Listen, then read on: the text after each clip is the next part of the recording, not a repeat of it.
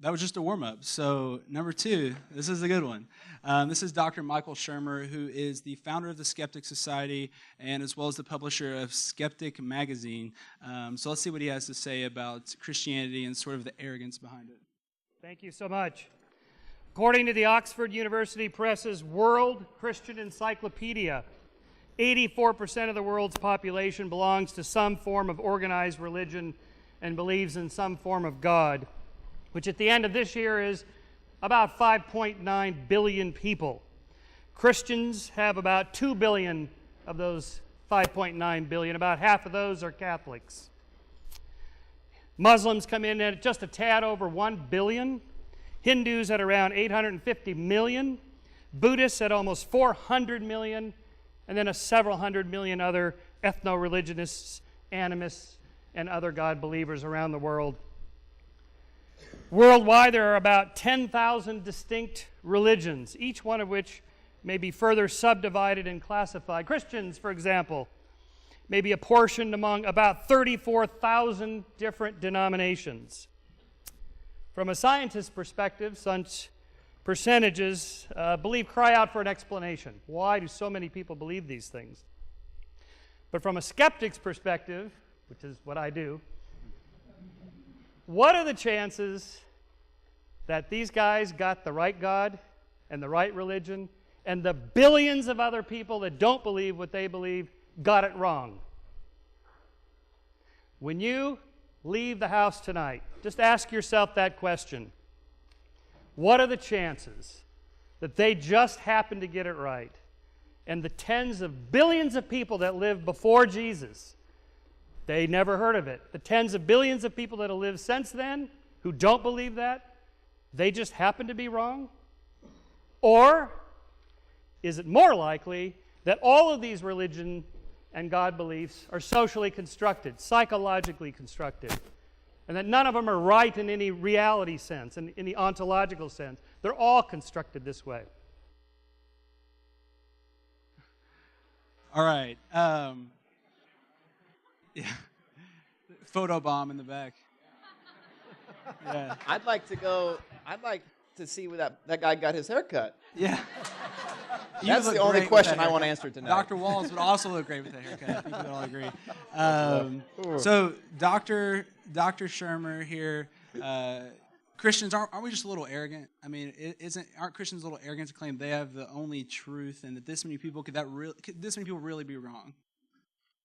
Hamill, you want to start us off? Sure. It's interesting. This guy's speaking at Oxford. That's where he's at. And you would think people who lectured at Oxford would kind of follow the laws of logic while they're speaking there. But this guy doesn't do that. He's created a very basic logical fallacy. It's called a non sequitur. Basically, he's created some premises and then gave you a conclusion and supposed that you would think that his conclusion followed from his premises. But they don't. His premises were, look, there's almost 7 billion people on the planet, and like almost 6 billion of them believe that there's a God, and a lot of them believe in different gods. Therefore, they aren't right. None of them have it because there's confusion and uncertainty over which God is actually real. So he said, because there's confusion and there's diversity of opinion, therefore none of them are right. And that just doesn't make sense. If I had a car parked out here in the parking lot and it didn't work, and I brought 7 billion people by it to look at it, and I said, what's wrong with the car? Well, maybe 16% would say, nothing's wrong with the car. It works just fine. And then maybe 84% would say, there's a problem. And let's say 2.2 billion said, this is the problem. And then another billion said, no, this is the problem. 700 million said, this is the problem. Well, just because I got different answers from different people doesn't mean that none of those answers are right. What would I need to do? I would need to look at the car.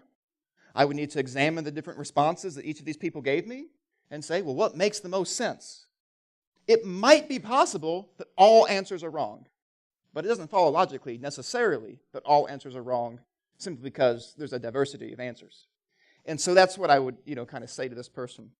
I think what's very important is when you look biblically, Jesus says clearly and without any question that there is just one way to heaven. In John chapter 14, he's getting ready for his departure. He knows this is the last night of his life. And he says, do not let your hearts be troubled. Trust in God. Trust also in me. He says, I'm going to prepare a place for you. And if I go and I prepare a place for you, I will come back and take you to be with me where I am. And then he says, you know the way to the place where I'm going. And one of his followers says, we don't know where you're going.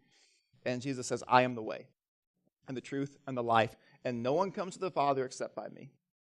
Now, if it's true that Jesus said that, and if it's true that he died and rose again, then it would make sense to me to trust the person who conquered death. Now, if he didn't rise from the dead, then his words really have no bearing or authority. But if he did rise from the dead, I think that's good reason to trust him. And whether he rose from the dead or not, that's another question. Maybe it'll get answered or asked tonight. But that's how I would respond to this gentleman. Dr. Wallace, you want to add on? Yeah, I do. I might begin with this question. I might say to Mr. Shermer, Dr. Shermer, well, what's the chance that 84% of the people are wrong about God and 16% who don't believe in any kind of God are right? That might be my first question. Just out of the gate. Just to get the conversation going. But, C.S. Lewis. You guys know who C.S. Lewis is? They go to CSF. They come to CSF. Yeah, C.S. Lewis Fellowship. Oh, yeah. All right. You guys, C.S. Lewis is a good guy. I'm glad you celebrate him in your title. All right, but now listen. One of C.S. Lewis's big issues, before he became a Christian, when he was an atheist, was precisely this question.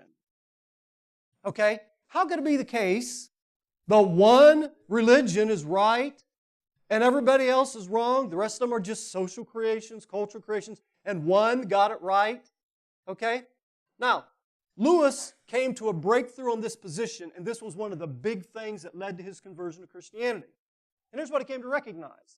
It isn't simply a matter, and here we might have a little disagreement. We can talk about this. But at any rate, he came to this conclusion. He came to this recognition. The mere fact that one is absolutely right does not entail that all the others are completely and absolutely wrong, or there's no truth in them at all. In fact, what Lewis said is this. All other religions have some truth in them, and whatever is true in those other religions finds its ultimate fulfillment in Christianity. So Christianity is the ultimate truth about God. It is the way. It is the way, the truth, and the life. But it does not follow from that everybody in other religions are absolutely wrong in every point. It does not follow from that they're lost. Now, in order to be saved, you have to ultimately accept Christ, because you cannot be saved apart from Christ. But here's the good news. Here's a great thing. Even if these people haven't heard of Jesus, He's heard of them, and He died for them, whether they know it or not. So Christ died for every single person that has ever lived in every religion, and God's grace and truth can go out to all people, even if they do not have the full truth at this point in their lives. So again, the way He set this up is to imply that if you don't happen to be one of the lucky few who knows the whole truth, well, you must be damned and you must be lost. Well, I would disagree with that. Now, again, make clear that you understand what I'm saying. I do believe that to be saved, ultimately, everybody has to accept Christ. But if you have not heard of Christ in this life, you may be responding to whatever truth you have available to you in other religions, and you could be in a preliminary saving relationship with Christ and ultimately be saved and come to the full truth of Christ ultimately. Because again, I repeat, the interesting question is not whether people haven't heard of Christ. More importantly is Christ has heard of them, and He died for them, and He loves every one of them. So Shermer set this up in a way to be very question-begging and the like. And again, it doesn't have to be seen that way. And precisely C.S. Lewis seeing through this way was one of the big breakthroughs that allowed him to embrace the Christian faith.